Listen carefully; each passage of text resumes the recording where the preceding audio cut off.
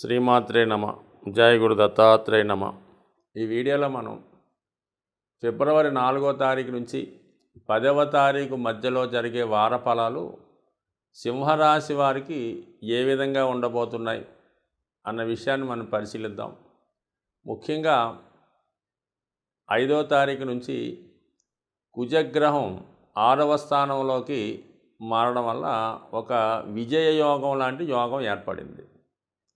సింహరాశి వారికి ఎంతసేపు కూడా పోటీల్లో నెగ్గడం, వాళ్ళు అనుకున్నది సాధించడం, వాళ్ళు చేయే పైన ఉండడం, వారు చెప్పింది 10 మంది పాటించడం అన్నది వీళ్ళకి ఎప్పుడు కూడా ధనానికన్నా ఎక్కువ సంతోషాన్ని ఇవ్వడం జరుగుతుంది.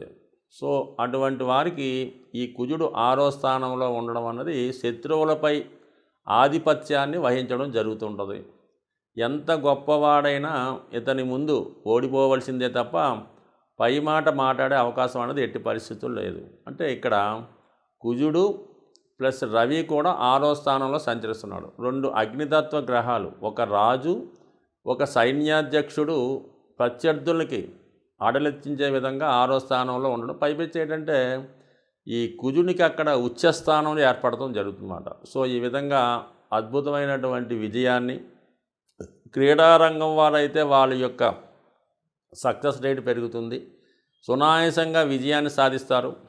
అలాగే పోలీస్ డిపార్ట్మెంట్ వారికి, ప్రభుత్వ ఉద్యోగులకి ఏదో ఒక ప్రమోషను, పదవిలో అభివృద్ధి, ఉన్నతి ఈ సమయంలో రావడం జరుగుతూ ఉంటుంది. అయితే ఇక్కడ బుధుడు కూడా ఉన్నాడు. ఇక్కడ ధన లాభాధిపతిగా, అంటే విజయంతో పాటు ఆర్థిక పరంగా అనుకూలంగా ఉంటుంది. ప్రభుత్వ పథకాలు మీకు అనుకూలంగా ఉంటాయి. రాజకీయ రంగంలో ఉన్న వాళ్ళకి ప్రత్యర్థుల పైన ఓడించి మీ యొక్క పదవిని, పరపతిని నిలబెట్టుకుంటారు.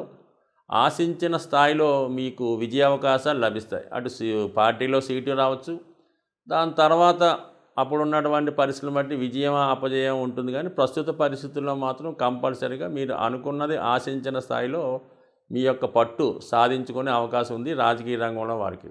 ఇక రియల్ ఎస్టేట్ రంగంలో ఉన్న వాళ్ళకి కంపల్సరీగా ఎందుకు పనికిరానటువంటి స్థలాన్ని కానీ, గృహాన్ని కానీ వీళ్ళకి అనుకూలంగా, వీళ్ళు కోరిన విధంగా అమ్మే అవకాశం ఉంది. మొత్తం మీద అన్నింటా విజయం లభిస్తుంది. ముఖ్యంగా నిరుద్యోగులకి ఉద్యోగ ఉపాధి అవకాశాలు వచ్చే అవకాశం ఉంది.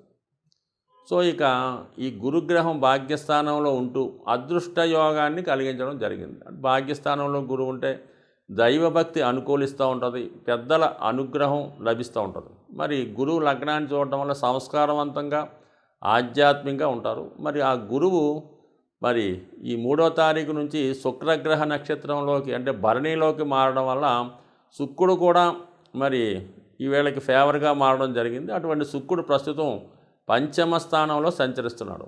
దశమాధిపతిగా, తృతీయాధిపతిగా ఉన్నటువంటి శుక్రుడు 12వ తారీఖు వరకు 5వ స్థానంలో సంచరిస్తూ అటు ప్రేమ విషయాలు, పెళ్లి విషయాలు, ఇష్టమైన కోరుకునే విషయంలో ఖచ్చితంగా హెల్ప్ చేయడం జరుగుతూ ఉంటుంది. సో అలాగే ఉద్యోగ పదవిలో మార్పు జరిగే అవకాశం ఉంది. అంటే ప్రభుత్వ ఉద్యోగులు అయితే ఒక ప్లేస్ నుంచి ఒక ప్లేస్కి ట్రాన్స్ఫర్ అవ్వడం కానీ, అలాగే ఉద్యోగంలో మార్పు కోరుకునే వారికి నూతన ఉద్యోగ అవకాశాలు కానీ ఈ సమయంలో అనూహ్యంగా, అనుకోకుండా ఫేవర్గా జరిగే అవకాశం ఉంది. మొత్తం మీద 5వ స్థానం, 9వ స్థానం యాక్టివేట్ అవ్వడం అన్నది సాధారణంగా అదృష్టాన్ని కలిగిస్తూ ఉంటుంది. అంటే 3 గ్రహాలు కోణాల్లో ఉండడం వల్ల 100% జాతకుడికి మరి మనసులో ఉన్నటువంటి కోరికలు నెరవేరడం, వీరి యొక్క టాలెంట్కి తగిన గుర్తింపు రావడం, చాలా కాలంగా ఎవరినైతే కలుసుకుందాం అనుకుంటున్నారో అటువంటి వ్యక్తుల్ని కలుసుకొని మీ మనసులో ఉన్నటువంటి మాట వారికి చెప్పడం, కలిసి ప్రయాణం చేయడం, అంటే రాజకీయ రంగంలో అవ్వచ్చు, పెళ్లి విషయంలో అవ్వచ్చు, లేదంటే వేరే వ్యాపార రంగంలో అవ్వచ్చు. అంటే కొత్తగా పార్ట్నర్స్ని ఏర్పాటు చేసుకొని వృత్తిలో కొంతమందిని కలుపుకొని ముందుకు పోవడం జరుగుతూ ఉంటుంది. ఈ సమయంలో మరి ఈ సింహరాశి వారికి ఈ గ్రహాల యొక్క అనుకూలత చాలా అనుకూలంగా ఉన్నది. బట్ ఏదైనా శని రాశిని వీక్షించడం వల్ల ఎంత తొందరగా మీరు చేద్దామనుకుంటే పనులు అంత ఆలస్యం అయ్యే అవకాశం ఉంది. ఇక అష్టమంలో ఉన్నటువంటి రాహు ప్రభావం వల్ల మిమ్మల్ని నమ్మించి చివరికి మిమ్మల్ని మోసం చేసే సూచనలు కూడా ఉన్నాయి. కాబట్టి అది మీ పని అయ్యేంత వరకు కూడా చాలా జాగ్రత్తగా వ్యవహరించాలి తప్ప అంతకుముందే మీకు ఏదో పదవో ఇంకోటి ఇస్తామని చెప్పి మీరు ఉన్న డబ్బు వాళ్ళకి ఖర్చు పెడితే తర్వాత వాళ్ళు మీకు హ్యాండ్ ఇచ్చే అవకాశం ఉంది కాబట్టి సాధ్యమైనందుకు గుట్టుగా గోప్యంగా వ్యవహరించండి. ఈ సమయంలో మీరు ఎంత గొప్పవాడినైనా నమ్మడానికి వీల్లేదు. చివరి సమయంలో ఖచ్చితంగా వారి కోసం మిమ్మల్ని మోసం చేసే అవకాశం ఉంటుంది కాబట్టి 100% చాలా జాగ్రత్తగా వ్యవహరించండి ఈ విషయంలో. సో ఏదైనా సింహరాశి వారు వారి యొక్క ఇంప్రూవ్మెంట్ కోసం కానీ వాళ్ళ యొక్క ప్రస్తుతం ఉన్నటువంటి బలాన్ని స్థిరంగా ఉంచుకునే నిమిత్తం కంపల్సరీగా మీరు ప్రతిరోజు సూర్య నమస్కారం చేసుకోవడం, ముఖ్యంగా హనుమాన్ చాలీసా పారాయణ చేసుకోవడం, ప్రతి మంగళవారం హనుమాన్ ఆలయ దర్శనం చేసుకోవడం, ఆదివారం నియమంగా ఉండడం ఖచ్చితంగా చేసుకుంటే ఇటువంటి విజయ అవకాశాలు మీకు సునాయాసంగా ఈ సమయంలో వచ్చే అవకాశం ఉంది. సాధారణంగా ఈ వార ఫలాలు మాస ఫలితాలు చెప్పేటప్పుడు కొన్ని అద్భుత యోగాలు రావడం జరుగుతుంటుంది, కొన్ని ఇబ్బందులు చెప్పడం జరుగుతూ ఉంటుంది. సో ఏదైనా మన యొక్క జన్మ జాతకంలో జాతక పీఠిక మీద ఉన్నవి మాత్రమే ఈ గోచారరీత్యా రావడం జరుగుతుంటుంది. జన్మ జాతకంలో లేనివి గోచారం ఎట్టి పరిస్థితులు కూడా ఇచ్చే అవకాశం లేదు. సుమారు ఏదో ఈ మేషరాశి వారికి లాభంలో శని ఉద్యోగం వస్తుంది అనుకుందాం, కానీ వాడి జన్మజాతకంలో కూడా అది రాసి పెట్టి ఉంటేనే శని భగవానుడు ఇవ్వగలుగుతుంటాడు. సో వాడి జాతకంలో వివాహ యోగం లేదు, అసలు వాడి జీవితంలో వివాహ సౌఖ్యం లేదనుకుందాం, వాడికి గురువు సప్తమంలోకి వచ్చినా రాదు, గురువు లగ్నంలోకి వచ్చినా రాదు. అంటే మొత్తం మీద గోచారం అన్నది ఏంటంటే జాతకంలో ఉన్నవి అమలు పరుస్తూ ఉంటాయి. అవి మంచా చెడ్డ ఎక్కువ తక్కువ అన్నది కూడా ఈ గ్రహాలు నిర్ణయిస్తుంటుంది తప్ప అసలు జన్మజాతకంలో లేనిది గోచారం ఎట్టి పరిస్థితుల్లో కూడా ఇవ్వదు.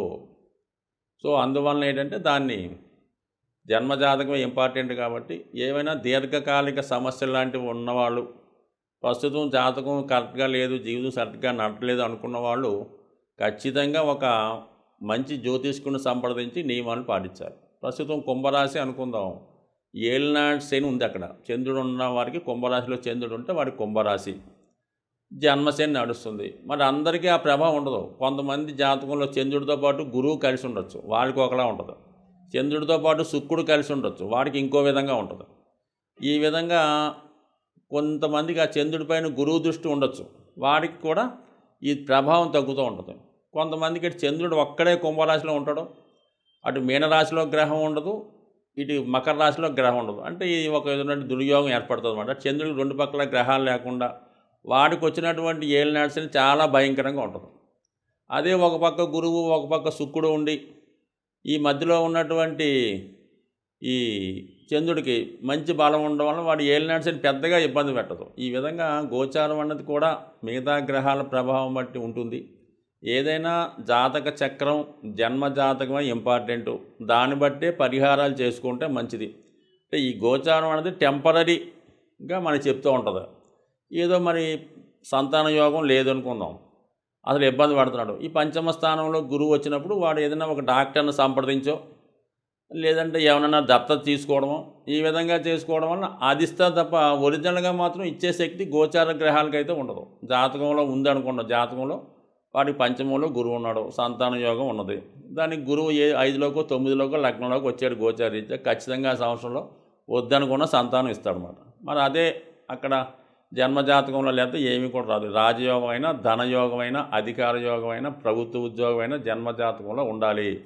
ఈ గోచారంలో వచ్చినటువంటి ఎట్టి పరిస్థితిలో కూడా జాతకంలో లేని ఇవ్వడం జరగదు. కేవలం దీన్ని ఒక సింపుల్గా తీసుకోవడం మంచిది. మంచన్నా చెడన్నా దీన్ని కొద్దిగా తీసుకొని మనం దాని ప్రకారం ఫాలో అయిపోవడం మంచిది. ఏదన్నా ఒక వ్యాపారం ప్రారంభిస్తున్నాం, అప్పుడు గోచారీత్యా ఏలినాడు శని ఉంది ఇప్పుడు వద్దు, మంచిది కాదు, ఇలాగ నిర్ణయాలు తీసుకోవడానికి అనుకూలంగా ఉంటుంది తప్ప ఇదే మెయిన్ అనుకుంటే మాత్రం అది పొరపాటు అవుతుంది. బట్ ఏదైనా జన్మజాతకం ఇంపార్టెంటు, దాని దశలు నవాంశ దశాంశ 16 చక్రాలు ఉంటాయి.